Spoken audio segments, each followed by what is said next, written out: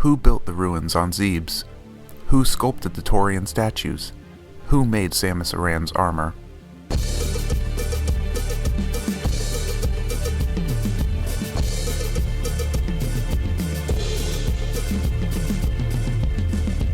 Welcome to the third episode of Art and Games University. I'm your host, John Coulter from Sharks Eat Meat. Thank you for joining us. Art and Games University is a show that explores the art and culture within the worlds of video games. Today we'll be examining the quantity, type, in-game meaning, and real-world art historical references of all art objects found within the original Metroid 1 for the NES. Metroid is an iconic franchise beloved by fans. The science fiction, action-adventure, 2D platformer follows protagonist Samus Aran as they blast through the caverns on planet Zebes.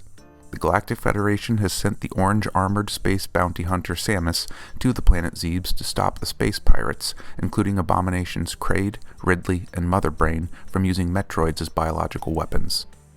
Along with the game Castlevania by Konami, the unique open-world, non-linear, exploration-based, maze-crawling elements in Metroid spawned a genre known as Metroidvania, a style of gameplay that is still addictively popular today.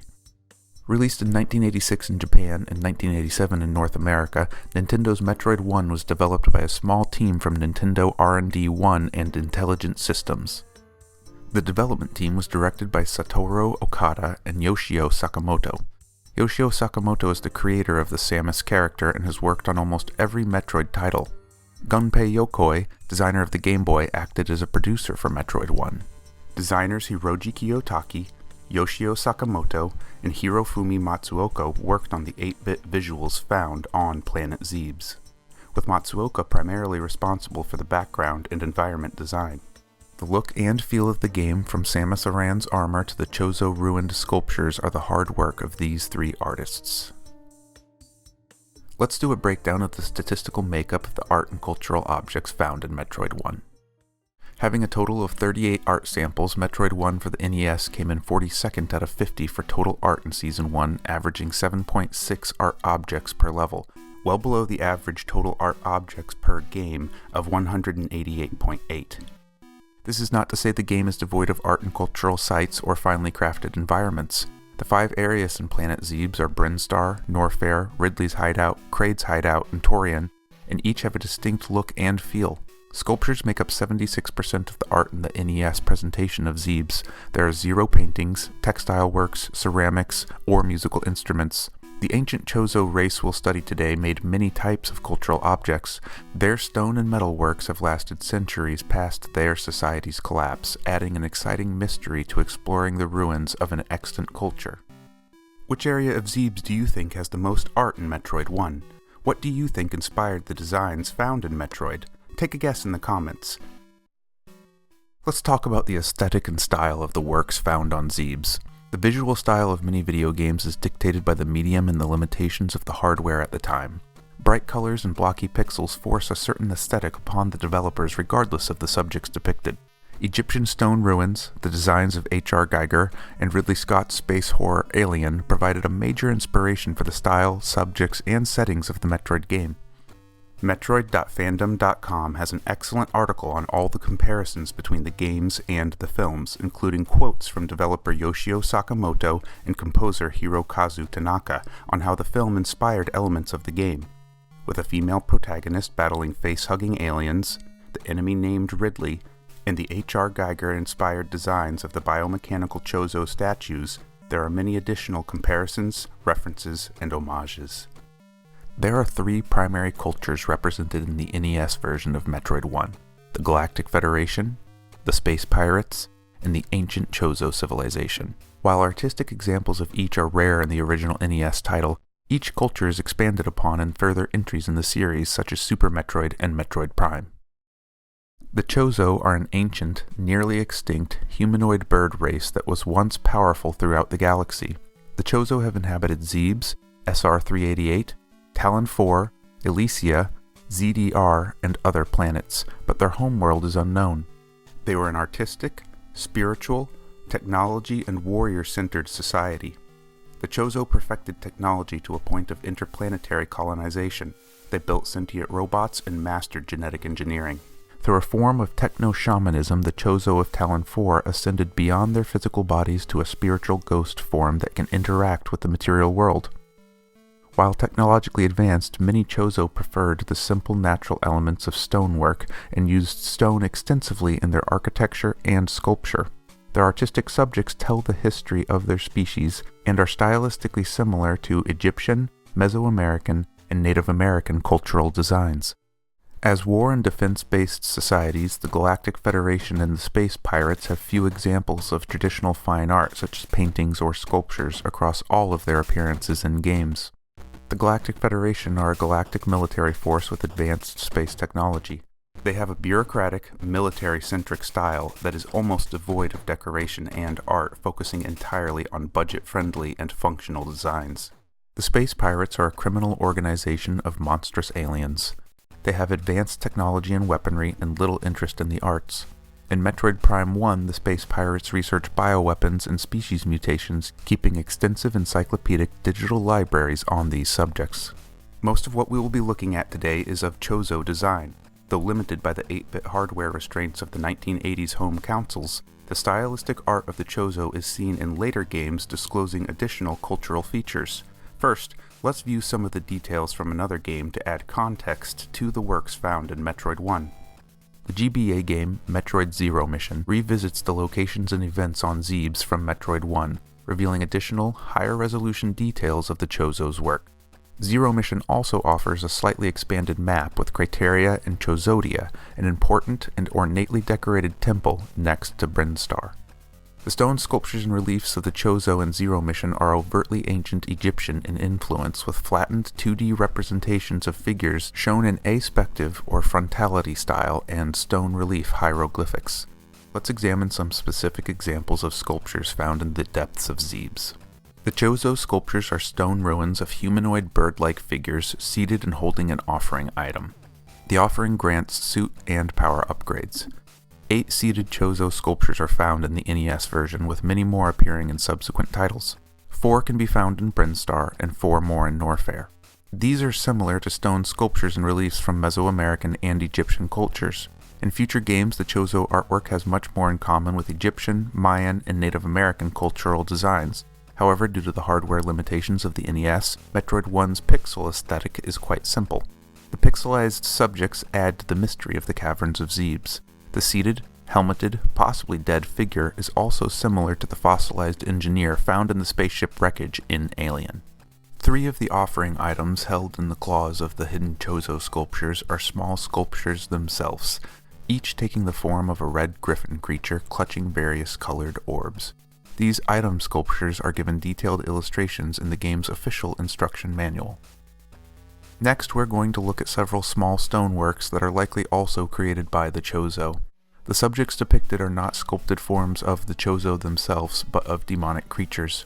We know from in-game file names for the SNES version that these works are known as Koma.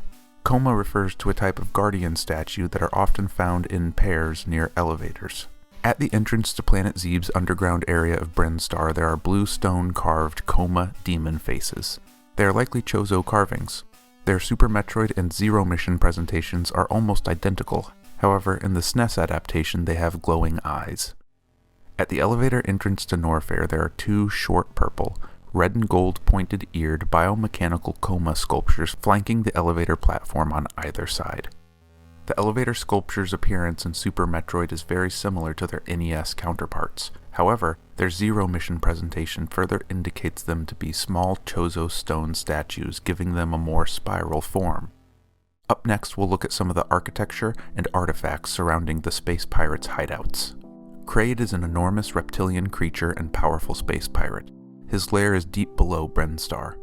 The initial entrance to Kraid's hideout has a large, hideous blue face carved directly into the cavern walls. This sculpture is stylistically different from the Chozo works shown previously. This monstrosity appears unchanged but more fully fleshed out in Super Metroid. The blue cave carving appears extremely stylized in Zero Mission and is more consistent with the Chozo's Egyptian style. In the depths of Kraid's hideout is the entrance to the boss lair. Both the entrance to Kraid's lair and the lair interior are architecturally shaped like a fanged reptile made of stone. The Mayan temple Chicana II features an ornate stone-fanged serpent-faced facade, designed in the Mayan Puc style. Chicana means House of the Serpent in Mayan. Kraid and the Space Pirates likely added these designs recently, and they are unrelated to the Chozo ruins, but they could have been pre-existing Chozo ruins repurposed by the Space Pirates. The details of Kraid's dungeon entrance facade are expanded upon in their Super Metroid appearance. However, this incredible monumental stonework is heartbreakingly not present in Zero Mission. Kraid's architecture is a highlight of our tour today and the winner of the high score trophy for this episode. Sliding over to Norfair and Ridley's lair, we'll analyze some similar works to those found in Kraid's. Where Norfair links to Ridley's lair next to the elevator, there are two large monster faces carved from crude ruddy and violet stone. They are sculpted directly into the cave and are similar in style to the blue carving at the entrance of Kraid's hideout. This massive red carving, along with Kraid's blue counterpart, are the largest sculptures shown in the NES version of Metroid. They both make an appearance in the manga-style official strategy guide, Victory Techniques for Metroid, by Wanpaku Comics. These red faces are drastically changed and reinterpreted in their SNES and GBA appearances. As shown in Zero Mission, they have a Chozo stylization and less grotesque form. The location and form in Super Metroid are extremely altered. The once singular site is divided into 3 locations and forms. The first, a large stone mouth. The second, carved claws near the elevator. And finally, a more detailed sculptural form of Ridley's face as the door and facade to his dungeon lair. Moving past the demonic monuments of Norfair and Ridley's lair, we have more work to review on the path to Ridley's boss chamber. The deepest section of Planet Zebe's, Ridley's lair, is the site of intensely hot volcanic ancient ruins. Their depiction in Metroid 1 is limited to fuchsia, green, and teal square stone blocks with carved patterns, and similarly colored smooth cylindrical columns. However, the stylization and ornamentation of the Chozo ruins in Ridley's lair are greatly expanded upon in later games, as we've seen before. The SNES columns display elaborate capitals. They have similarities in form to Ionic and Corinthian decorum, including elongated volutes, or spiraled scrolls. Chozo bird form sculptures adorn many of the columns found in the SNES version of the lava-filled dungeon. Of note is the Hall of Pillars, a room slightly above Ridley's lair. This hall contains both breakable stone pillars and unscalable tall metal pillars. The fuchsia and green square blocks, bricks, and floors have lined square or curved patterns in the NES version. These motifs are elaborated on in the SNES and GBA adaptations, though more modest in the GBA version. Ridley's actual boss lair contains fuchsia stonework with fangs similar to Kraid's lair and the Chicana II ruins. With slightly more detailed graphics, these motifs appear nearly identical in their SNES counterpart. The fang motif is not confined to Ridley's boss chamber in Super Metroid, but extends beyond the facade into the tunnels nearby. This giant stone design is also, sadly, not present at all in Zero Mission. The next site we'll cover is best to visit before defeating the Space Pirate bosses. Near the entrance to the final area Tourian, there are 2 blue stone sculptures, one of Kraid and one of Ridley. After each boss is defeated, the corresponding statue crumbles, and when both are defeated, the path through is unlocked. Kraid and Ridley's Tourian entrance sculptures make an appearance in Zero Mission. They are larger but similar in style and function, turning to rubble upon completing specific missions and revealing a new path forward. Kraid and Ridley's statues also appear in Super Metroid, albeit altered in form. Super Metroid contains 3 main bosses before Mother Brain, and the 3 bosses appear as one singular fused sculpture in Super Metroid. Who do you think sculpted the Ridley and Kraid sculptures found in the Tourian entrance? Could a space pirate in-game be responsible? Zebetian space pirates with crustacean morphology aren't in Metroid 1, leaving the only contenders to be Kraid, Ridley, or Mother Brain. Why did the space pirates decorate their bioweapons lab on Zebe's? Excluding the Kraid and Ridley architectural facades and the Tourian entrance sculpture, space pirates are not often shown creating or collecting art. The space pirate homeworld, shown in Prime 3, is industrial and devoid of creative expression. While we mentioned the columns and pillars found in the magma-filled depths of Ridley's hideout, Brinstar is also brimming with supportive architecture that's worth taking a glance at. The columns throughout Zebe's are either Tuscan or Doric, with unfluted shafts and simple rocky bases and capitals. Deep within Zebes, there are also metal pipes that function similar to columns, but may be entirely mechanical pipes or non-decorative. These simplistic columns appear largely unaltered in their SNES and GBA debuts. In addition to the settings of Zebes, we'll briefly talk about the armor worn by Samus. Samus sports 3 different outfits in NES's Metroid 1. The Power Suit and the Varia Suit are Chozo armor created specifically for Samus as an orphan human raised by the Chozo. Metroid Prime 3 reveals that the Chozo scientist Dren is a key creator of the Power Suit technology. Many of the Chozo artifacts were left specifically for Samus, as prophecy predicted her heroic return to Zebes and other locations. The colorful metal suits resemble medieval knights' armor to a slight degree, but are unique space armor designs. In addition to the biomechanical metal armor suits, Samus also wears a bright red one-piece bathing suit and red boots, a popular 80s beach style. Fact check. Samus is blonde. False. In the first Metroid, Samus sports red, green, light green, and blonde hair.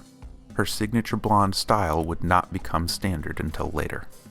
We had a ball investigating the Chozo ruins in Metroid 1. Zebes is full of cultural artifacts from the Chozo, and in future episodes we look forward to examining and analyzing their work in additional games. We hope you enjoyed today's episode of Art and Games University. Make sure to like and subscribe to our videos. Supporters of our research through Patreon get special benefits. Thank you for watching. Is there an art subject from today's episode you'd like to know more about? Let us know in the comments. Today's trivia question is, which area of Zebes has the most art in Metroid 1?